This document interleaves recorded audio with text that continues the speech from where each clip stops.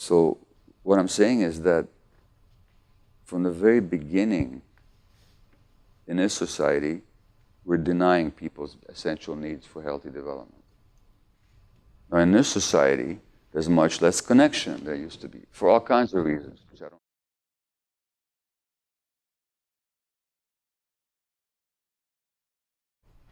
So the what to do is always the wrong question.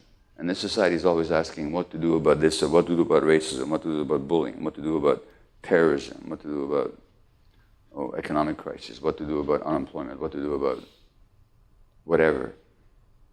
That's not the important question. The important question is always why. Why is something happening? What is actually going on? And without asking that question, without pausing, without actually looking to see what is giving rise to any particular phenomena, we're never going to get at the right answers. Now when I look at the world today, just from the physician's point of view, from the health point of view, what do we see? Well, we see a society, not just in North America, but as globalization extends its reach around the world, we see increasing levels of certain illnesses, certain mental illnesses, like ADHD, attention deficit hyperactivity disorder, which didn't used to exist. In certain countries, all of a sudden, they have a problem with it. Autoimmune diseases like inflammatory bowel disease that didn't used to exist in certain societies, now exist in these societies. If you look at North America, if you look at multiple sclerosis in the 1930s or 40s, the gender ratio was about 1 woman to every man. Now that ratio is about 3.5 women to every man. If you look at something like asthma, which is rising amongst kids, a study in the United States last year showed that the more episodes of racism a Black American woman experiences, the greater her risk for asthma. We've known for a long time that the more stress that parents have, the greater the risk of the child having asthma. In North America, millions of kids are on medication now for depression, anxiety, ADHD, and more kids are being medicated all the time. If you look at something like autism spectrum disorder, it is now being diagnosed 40 times as often as it was 30, 40 years ago. Anxiety is the fastest growing diagnosis in North America amongst young people. And the usual medical explanations for any of these phenomena just doesn't hold. Because medicine, for the most part, sees all these problems as simply biological issues. Multiple sclerosis being a disease of the nervous system, inflammatory bowel disease being malaise of the gut, ADHD, depression, anxiety, addiction, these are problems of the brain. And for the most part, we like to rely on genetic explanations, that is genes that are causing these things, or if it's not genes, we don't know what's causing them. But of course, if you just look at that one little fact that I told you about the ratio of women and men and multiple sclerosis, you know right away it can't be genetic. Because genes don't change in a population over 70 years, and if they did, why would they change more for one gender than the other? Nor it can be the climate, nor the diet, because that hasn't changed more for one gender than the other. Something else is going to be going on. If you look at ADHD, the fact that many more kids are being diagnosed, that can't be genetic. Genes don't change in a population over 10 years, or 5 years, or 15 years. Now, sure, there's lots of factors, such as the pharmaceutical companies actually pushing certain diseases, like ADHD, and certain physicians who got big bucks for researching these so-called diseases and for promoting pharmacological solutions without divulging that when they publish their research. That's a well-known fact as well. But it's also true that anybody who works with children, teacher, psychologist, counselors,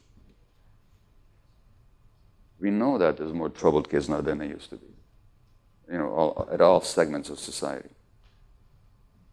So the question of why, it's the question of what to do about any of these problems is utterly meaningless. Without some kind of a theory, without some kind of explanation, what is actually going on?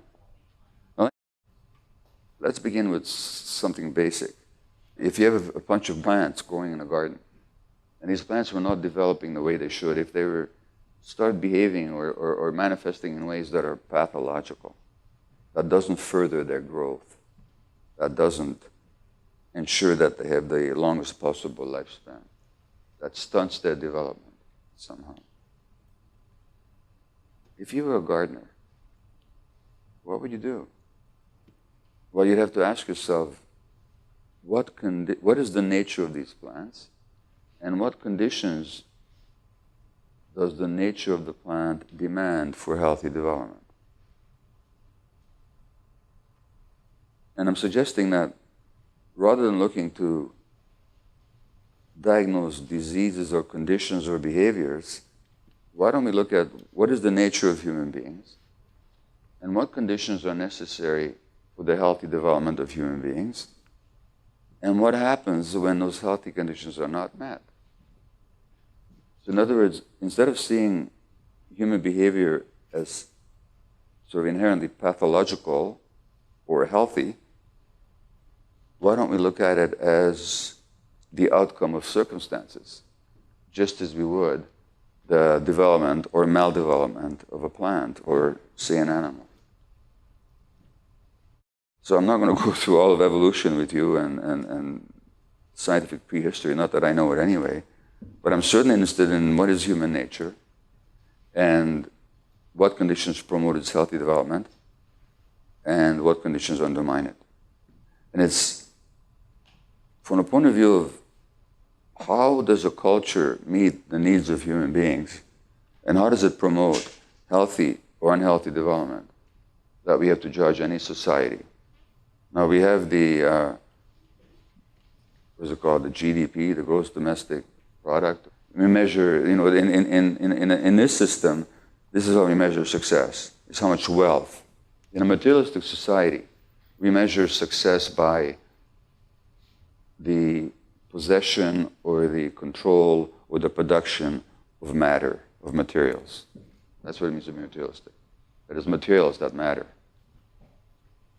But is that really the true measure of a human society? Well, it's one measure. But is it a true measure of the success of a society? Can a society be called successful because it produces more matter or controls more matter or owns more matter than some other society? Well, I would suggest that an equally important, at least as important, measure of a society and a culture and a system is to what degree does it meet human needs, and how well does it promote healthy human development, and to what degree or in what ways does it undermine it. How have we understood that it's not so much that there's a human nature that predicts behavior, but what there actually is a human nature that means that we have certain needs. And if those needs are met, we're going to behave in predictable ways. And if those needs are not met, we're also going to behave in predictable ways. So it's not our behavior that defines our nature, but our needs that define our nature. And the behaviors reflect the degree to which those needs are met or they are not met. And what if we look at it from that point of view? Well, what do we find from that point of view? And how would looking at human nature from that angle lead us to understand physical, what we call physical or mental pathology? And I say what we call because diagnosis and pathology and so on is just a certain way of looking at something. It doesn't necessarily reflect reality. Or it might describe a certain reality, but it doesn't necessarily explain reality. And we have to make a distinction between descriptions and explanations. So what is human nature? Well, I mean, what is the need of any human child? And it doesn't matter what human child. Whether you're looking at humans living close to the North Pole or the South Pole, in the East or the West, in Europe or in Africa or Asia or North America or wherever, what are the needs of a human child? Well, the essential need of the human child is for attachment. Now, attachment is a biological drive for connection with another human being. And it's an essential drive because without it we can't survive. The human being is the human child is the most immature, most dependent, and most vulnerable creature in the universe. So without somebody looking after her or him, they just don't survive. So that attachment drive, you can say that's part of our human nature. In other words, we're born for love. Another word for attachment is love. Not only the love of the child or the attachment of the child to the parent, but the attachment of the parent to the child. So attachment is this drive that pulls two human beings together for the purpose of being taken care of or for the purpose of taking care of. And of course, attachment also pulls human beings together for reasons throughout the lifespan. The human beings did not live the way we lived through most of human existence. So, about hunter-gatherer groupings, and the reason I'm talking about them is because that's human nature. That's how we evolved. That was our nature. So the first thing is that there's small groups living together, and kids had many adult attachments, many adults looking after them, protecting them, mentoring them. Number one. Number two, the kids were carried everywhere. Number three, they didn't let their kids cry. Now, when I say they didn't let them cry, I don't mean that they forbade crying. You can't forbid a 2-month-old from crying. But they wouldn't, if they cried, they were immediately cuddled. Now, here in North America, we actually tell parents, we teach parents not to pick up their kids when they're crying. That's called sleep training. We're actually telling parents, don't pick up your kids when they're crying at night because we want them to sleep through the night. And if you pick them up, they'll learn that they can just wake you up in the middle of the night and, you know. And then you can't go to work in the morning. I'll say something about more of that later. So that's the third thing. They just don't let their kids cry. The fourth thing is, generally, hunter-gatherer groupings don't hit their kids. And if they do, it's only in an acute situation when the kid is about to crawl into an anthill, and you pick him up and you quickly slap him on the bottom, teaching him not to do that. But there's not a question of spanking as punishment.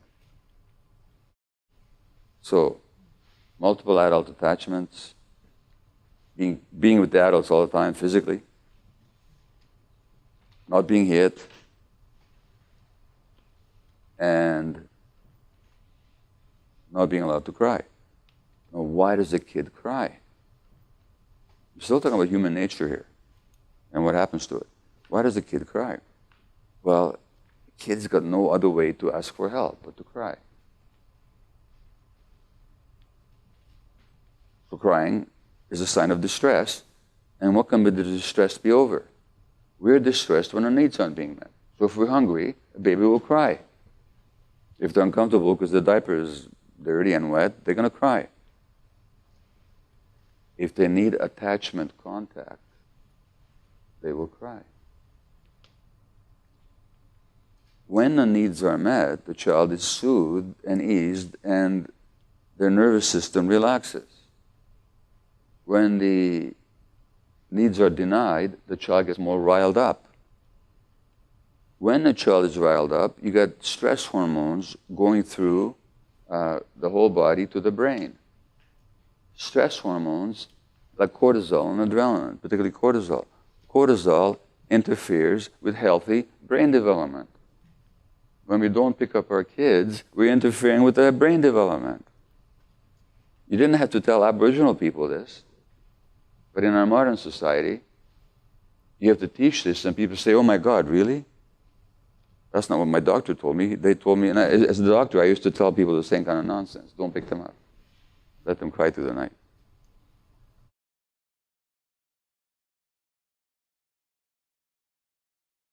So what I'm saying is that from the very beginning in this society, we're denying people's essential needs for healthy development.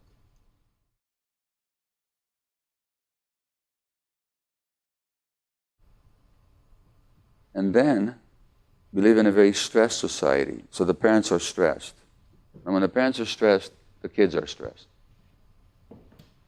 It's that simple, because children utterly rely, children have no self-regulation. So if you're stressed as an adult, if you're mature enough, you can regulate yourself. You can take a few breaths, you can calm yourself down, you can say, okay, slow down, let me think about this, let me deal with this.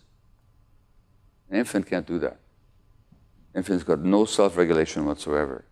But the only way that the infant can regulate their internal, no, you know what it's like when you're upset. Your heart is racing, your blood pressure is up, your nervous system is on fire, your guts might be churning or stopping, muscles are tense, everything changes about you. Same with the infant, except the infant has no capacity to regulate themselves. The infant's brain requires the mature function of the adult's brain to regulate it. I'm quoting Dr. Dan Siegel, a UCLA psychiatrist and child development expert. So the infant's brain requires the mature function of the adult's brain to regulate itself. But what if the adult's brain is not functioning maturely because that adult themselves never got the right conditions for the healthy development?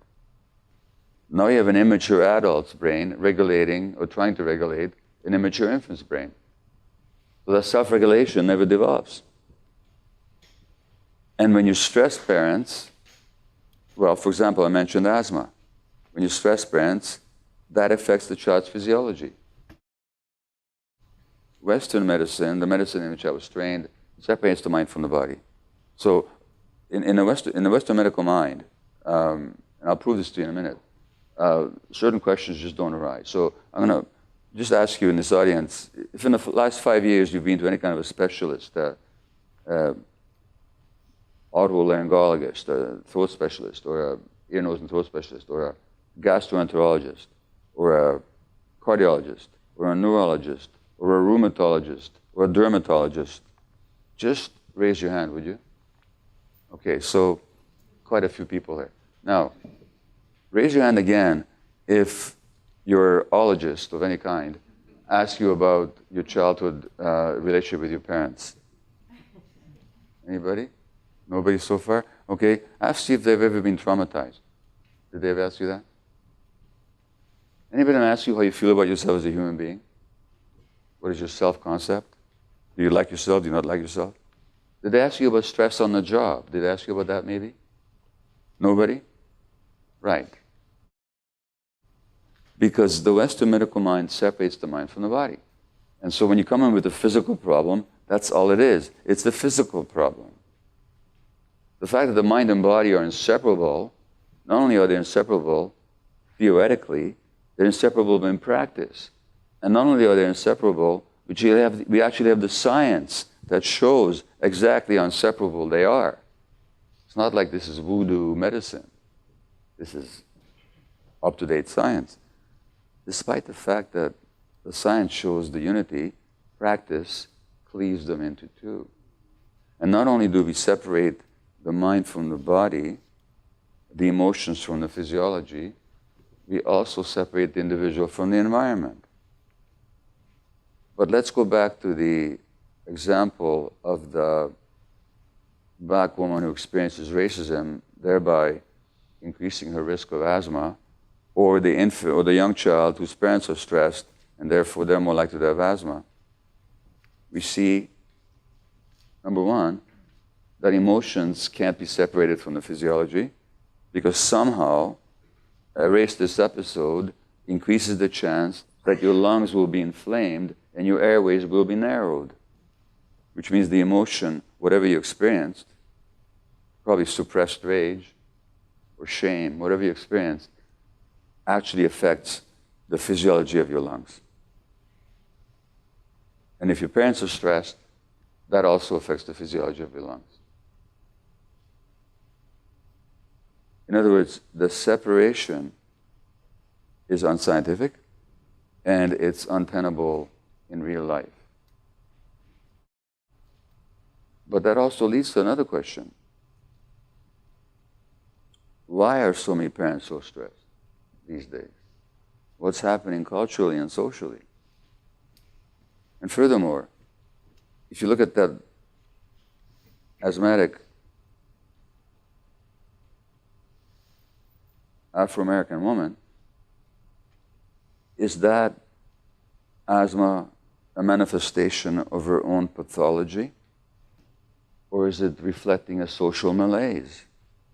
In which case, her lungs are simply reflecting a historical problem in this country. In other words, the separations are illegitimate and they are non-scientific. They're ideological rather than real. If you look at parental stress, it's not an individual phenomena either. Contemplate all the conditions near and distant that lead to that parent being stressed. So it so happens that Puerto Rican kids in Chicago have higher rates of asthma than other ethnic groups. They also happen to have families that are more stressed than other families are. Now, is that an individual family problem, or does that reflect a social problem? In other words, what I'm saying to you is that there's no condition of human beings, physical or mental, virtually, I mean, there are some exceptions, but virtually no condition of human beings that we call pathology that does not reflect a social and cultural background and issue. And we can't understand any of this without looking at the larger picture. And it's very interesting. Medicine is very interesting that way. If you go to a dermatologist with an inflamed skin, what kind of cream are they going to give you? Anybody know? Steroid cream, right. If you go to a rheumatologist with an inflamed joint, what medication are they going to give you? Steroid very often. If you go to a lung specialist with asthma, what kind of inhaler are you going to get? Steroid. If you go to a gastroenterologist with inflamed intestines, what kind of medication are you going to get? Steroids. Now, what are steroids? They're copies of cortisol. What is cortisol? It's a stress hormone. We're treating everything with stress hormones. Maybe it should occur to us that stress has something to do with the onset of these conditions. And that stress is not an individual problem. Stress is a social problem. And so if we're seeing more of this or that condition, let's consider that we're looking at the manifestations of something in the culture. To go back to multiple sclerosis, for example, why women? Well, what if we understood, which is my perspective, that it's very much a stress-driven condition. And it's very much a disease of people who take on too much stress in their lives unwittingly. Well, let's look at the situation as for women. What has changed from 7 years ago? Women have always had the roles of being the ones who absorb the stresses and problems of their families, including their spouses. So when you see the number of women who are getting anti-anxiety or antidepressant medications being many more historically than those of the men, does that reflect the weakness of the woman? Or does it actually reflect the fact that the woman is absorbing the stress of both people in the relationship very often? But that's their cultural role, and their whole family. Well, that hasn't changed. That's still the case. But on top of that, women now have to either choose to or have to, in many cases, play an economic role as well. They have to have a career, jobs, and so on. Which should be okay and even beneficial if the other role was shared equally. But it isn't. Women still largely have the role of being the stress absorbers of their larger families. And there's more stress than there used to be because there's less connection. Now, Dr. Stephen Porges, who has done brilliant work on the nervous system, he points out that safety is not a question of a lack of threat. Safety is the presence of connection. Now, in this society, there's much less connection than there used to be, for all kinds of reasons. What I'm saying is, multiple sclerosis women, their role have doubled, but there's less connection, so there's more stress. Because when you're if I stressed you right now, for example, it'd be a very different matter if you were by yourself and nobody to share with than if a friend of yours next to you says, "Hey, how are you feeling?" As soon as they ask you how you're feeling, your stress level goes down. So the lack of connection leads to increased stress. And there was a very interesting Australian study that showed, they looked at a number of women who had lumps suspicious for breast cancer, so they had to have biopsies. And they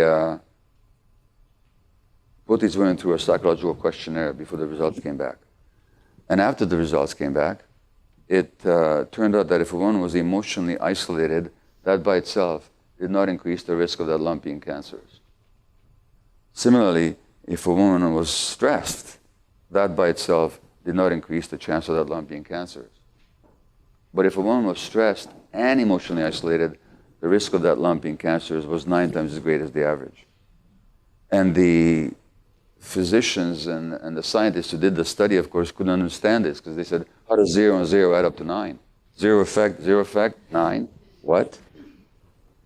But to go back to our example here, if you, my friend, were stressed right now, which means there were high levels of stress hormone in your body, cortisol and adrenaline, but a friend of yours next to you said, "Hey, how are you feeling? Do you want to talk about it?" Your stress level would go right down. But if you're emotionally isolated and you were stressed, then your cortisol level would stay high for a long time, and cortisol suppresses the immune system, which means that a malignancy is more likely to develop.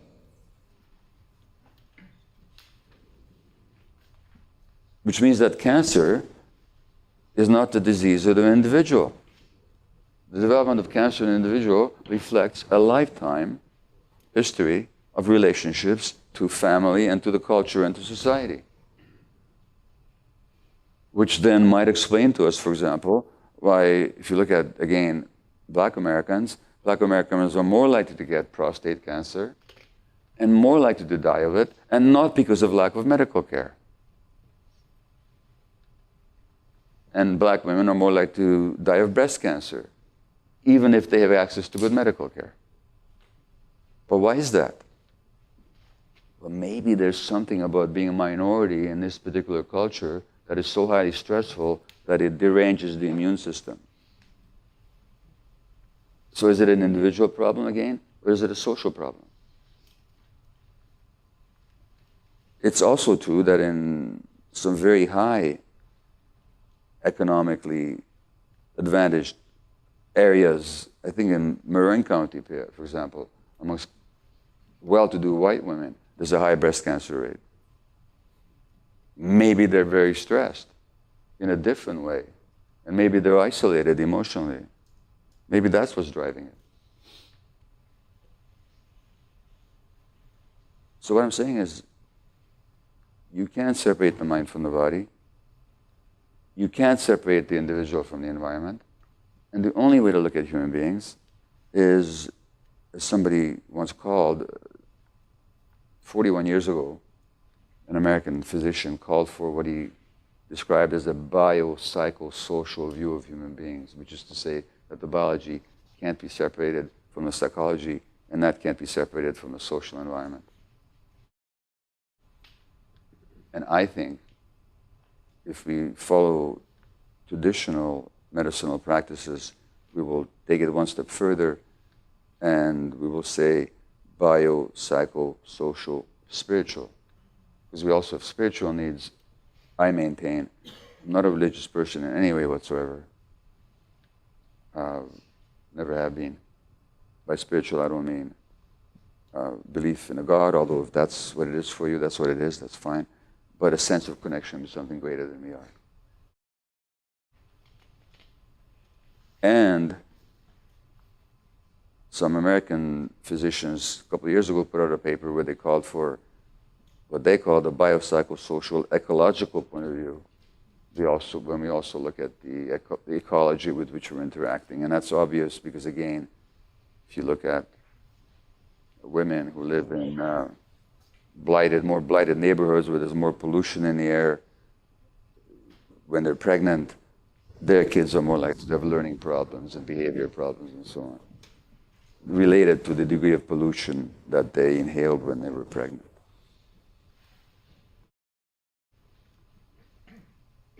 So now if we look at human beings from this point of view of human needs, which are for connection, and that connection is necessary not just for child rearing, but also for procreation, obviously, also for group formation, and we did not evolve as individuals. We could not have evolved as individuals. If we were rugged individuals, we wouldn't be. It's that simple. Because we could not have survived millions of years of evolutionary pressure as individuals.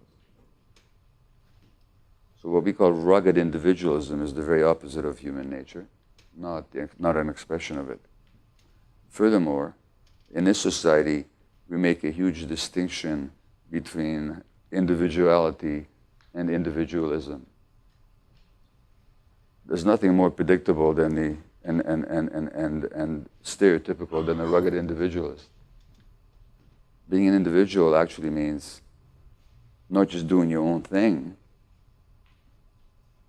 It means being able to maintain yourself while your individuality while in interaction with other human beings.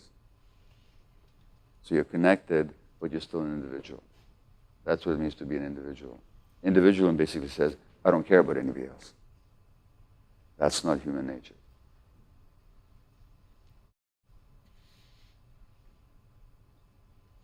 So then if, from this point of view, we look at the rise in mental health, what we call mental health pathology, the rise in physical health pathology. This is despite the advances of medical science, which are immense and breathtakingly amazing when it comes to acute illnesses and infectious illnesses. But we do really badly with chronic illness, autoimmune diseases, cancer for the most part, and we do extraordinarily poorly with mental illnesses. If we look at the rise or the intractability of these conditions, then maybe what's missing is not medical dedication or medical skill, but a perspective that connects the dots. That connects the dots. And if we connected the dots, then when you went to see a physician with your asthma, they would ask you about the stresses in your life. They would ask you, what happened to you in childhood? How stressed were your parents? And why is that important? Because it's not what happened in childhood that's the problem. It's what we made it mean for ourselves that is the problem. And what we carry about what happened in ourselves. Now, there was a study this morning, I just came in my email today, a new study that showed that children who are stressed or abused as children, as young creatures, the stress changes the functioning of the nervous system through the activity of the immune system in such a way as to make them more susceptible to the effects of cocaine. This is the latest study. The same thing has been shown in laboratory animals, that if you stress infant mice, that changes their immune system, which induces changes in the nervous system, which makes that nervous system more susceptible to the effects of cocaine. In other words, they're more likely to become addicted later on. So that means that when you went to the medical doctor, you would be asked about what happened to you in childhood, and not only what happened to you in childhood, but how does that affect you today? Now, James Baldwin said about the American Black experience, he said that to be a black male, and I'm paraphrasing him because I don't remember the exact quote, but he said, to be a black male is to be in a constant state of suppressed rage. which is highly stressful.